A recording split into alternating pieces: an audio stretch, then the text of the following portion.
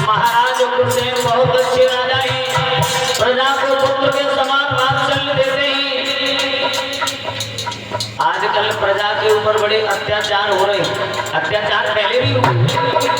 इसके बारे में गोस्वामी तुलसीदास जी लिखते हैं, जासु राज प्रिय प्रजा तुकारी, जासु राज प्रिय प्रजा तुकारी, सोनप अवस नरक अधिकारी। जो राजा स्वयं ऐसो आराम की जिंदगी को जी रहा है, डल्लभ के गद्दों पर लेटता है, नाना प्रकार के सुखों को भोग रहा है, और उसकी प्रजा बेचारी धर धर की ठोकर खाती है, नाना प्रकार के कष्टों का सामना करती है। तो श्रोताओं, ऐसे राजा के लिए शास्त्र वर्णन करता है कि वो राजा नरक का गामी होता है। लेकिन महाराज उग्रसेन ऐसे नहीं है।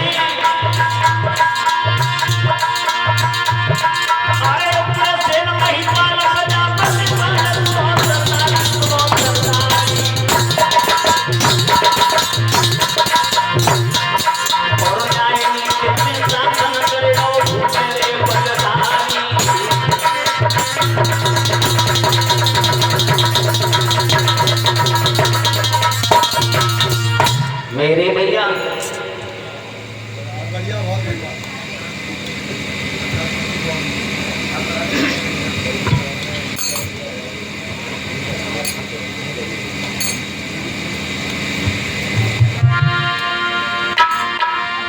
इसी बीच में 50 रुपए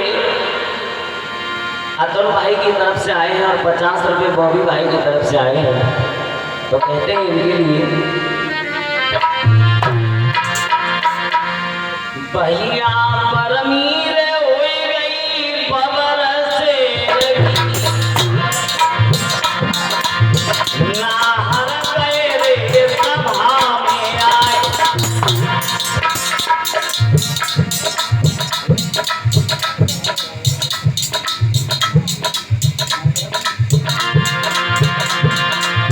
एक संग के दो वीरनी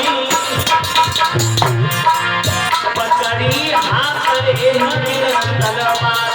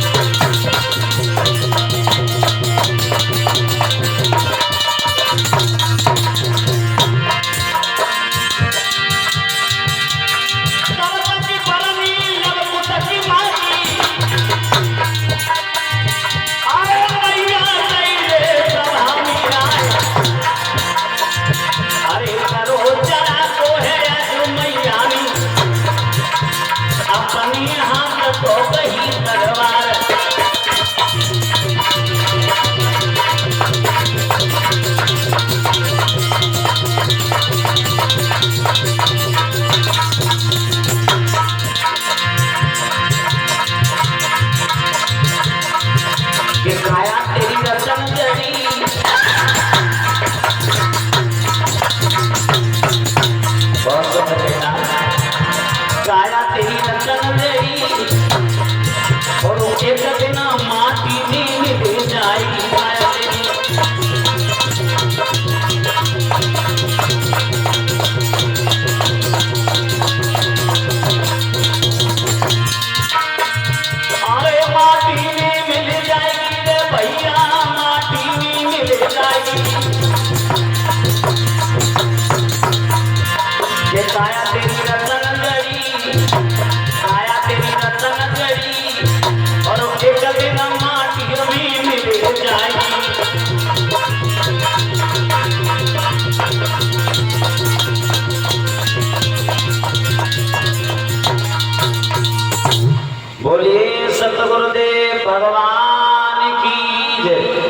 गोविंद भगवान की जय। इसी प्रकार से मेरे भैया महाराज उग्रसेन न्याय और नीति के अनुसार अपने शासन को चला रहे हैं। पूज्य सुखदेव जी महाराज वर्णन कर रहे हैं, राजन परीक्षण घर में सब कुछ है, किसी बात की कमी नहीं है भैया, लेकिन कुछ समय ज्यादा व्यतीत हो गया, महाराज उग्रसेन के घर में कोई संतान नहीं हुई। जरा ध्यान से सुने, इस जगह पर कुछ करेक्शन करने वाले हैं हम, इस जगह पर हम कुछ करेक्शन करने वाले हैं। और इसी बीच में हमारे बड़े भैया जिनको सब जानते हैं, हमारी पुरानी सेना के सरदार हैं और भागवत कमेटी ने इन्हें वसुदेव जी के लिए रेगुलर कर दिया, परमानेंट नौकरी लगा दी है। भैया महेंद्र सिंह जी, इनका भी आशीर्वाद हमें 100 रुपये से प्राप्त हुआ है। भगवान से प्रार्थना करूंगा मेरे बड़े बुजुर्गों का आशीर्वाद इसी प्रकार से मुझे मिलता रहे।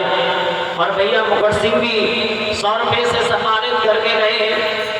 साथ साथ भैया हमारे रजनीश जी भी 50 मुद्रिकाएं भगवान के श्री चरणों में समर्पित करके गए। देखिए हमारे संतजन कह रहे हैं कि धन चाहे तो धर्म कर, धन चाहे तो धर्म करी, मुक्ति चाहे भजराम, हार मास का पूतला बिना भजन प्यारे इस काम।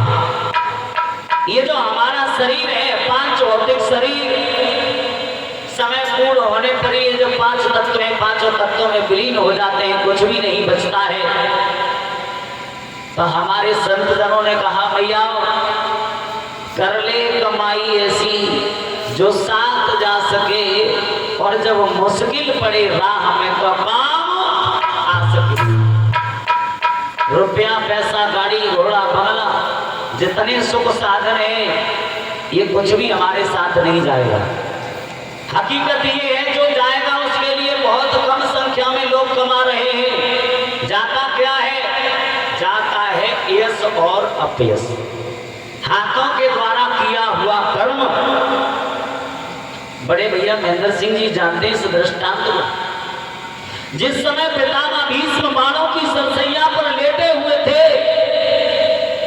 भगवान कृष्ण उनके सामने आए तो उन्होंने ये प्रश्न किया था, प्रभु मुझे ये बताओ, मैंने अपने जानते हुए अपने पूरे जीवन में कोई भी अनर्थ कार्य नहीं किया, लेकिन मैं देख रहा हूं मेरे पूरे शरीर में बाढ़ चुभे हुए, कहीं पर इतनी जगह नहीं है जहां मैं उंगली रख लूं। आखिर ये मेरा कौन सा प्रारब्ध है, ये कौन सा भोग है? जब मैंने कुछ गलत किया ही नहीं तो मैं भोग क्यों रहा हूं? तब भगवान श्री कृष्ण ने कहा था, पितामह ये संसार भोगता है, संसार एक भोग स्थल है, संसार में निवास करने वाले जीव सभी भोगता है। इस जगह एक सूक्ति आती है, अवश्यमेव भोक्तव्यम कृत्रिम कर्म शुभाशुभम न भोक्तव्यम क्षयते कर्म कल्पकोटि शतैरपि। समझे? यानी जो भी कर्म हमने किया है वो गलत है या सही है, वो बिना भोगे कटेगा नहीं। अवश्यमेव भोक्तव्यम, भोगना ही पड़ेगा। न भोक्तव्यम क्षयते कर्म, बिना भोगे कटेगा नहीं। कल्पकोटि शतैरपि, चाहे उसके लिए कल्प भी क्यों ना बीत जाए, वो हमें भोगना ही पड़ेगा। भगवान कन्हैया ने याद दिलाया, आपको कितने जन्म की याद है? बोले 100 जन्म की। बोले 101 में जन्म में जाकर के देखो तो उनकी इतनी सामर्थ्य नहीं थी, तो भगवान कन्हैया ने उनको दिव्य दृष्टि कुछ क्षण के लिए प्रदान की और उन्हें उस तत्व का बोध कराया। तो उन्हें वास्तव में ज्ञात हो गया कि मैं जो भोग भोग रहा हूं ये मेरे एक निकृष्ट कर्म का फल है। कौन सा कर्म? 100 यानी 100 जन्म पहले 101वें जन्म में पितामह भीष्म राजा थे और राजाओं का शौक हुआ करता है शिकार खेलना। शिकार खेलने के लिए जंगल में जा रहे थे, घोड़े पर सवार थे। मार्ग में क्या देखा कि एक दुमुही आ गई, दौड़ते हुए उनकी नजर पड़ गई। उन्होंने सोचा अगर घोड़े का पैर इसके ऊपर पड़ गया तो ये बिना मौत मारी जाएगी और इसका अपराध मुझे लगेगा। किया तो अच्छा था, उसे बचाने के लिए पितामह भीष्म ने बाण की नोक को लगा करके उसे अपने मार्ग से हटाना चाहा, लेकिन भैया कभी कभी धर्म का कार्य करते हुए अधर्म भी बन जाता है। प्रारब्ध के अनुसार हो गया गलत के वो दोनों ही रास्ता से ना बचकर बेचारी एक बेरिया के पेड़ पे जाएगी। बाकी पूरे तन में जर्जर कांटे चुभ गए, पूरा तन कांटों से छलनी हो गया। जब वो आहा भर के कुछ समय बाद धीरे करा करा करके मरी तो उसका ये श्राप हुआ, जिसका परिणाम हुआ पितामह भीष्म को बाणों की सैया पर लेटना पड़ा। तो कभी ये मत सोचो कि कथा कराने से, यज्ञ करने से हमने जो गलत कर दिया है वो मिट जाएगा, वो मिटेगा नहीं, वो हमें भोगना ही पड़ेगा।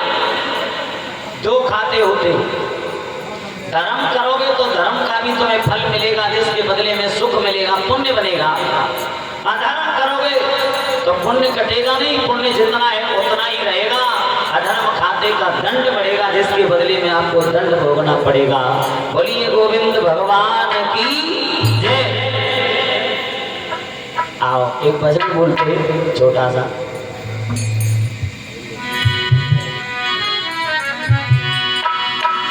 और इसी बीच में हमारे भैया, बड़े भैया, इनका नाम तो सचपाल है, लेकिन हमने अपने मंडल में इनका नाम बदल के रख दिया है शैतान सिंह। क्योंकि जब रुक्मणी की शादी होती है ना तो सचपाल के चक्कर में इनकी मजाक बन जाती है, इसलिए इनका नाम बदल दिया। शैतान भैया की तरफ से 50 रुपये से आशीर्वाद कामना करूंगा, प्रभु इनको सद्बुद्धि प्रदान करें और सुख समृद्धि की प्राप्ति हो। आइए भजन सभी बोले।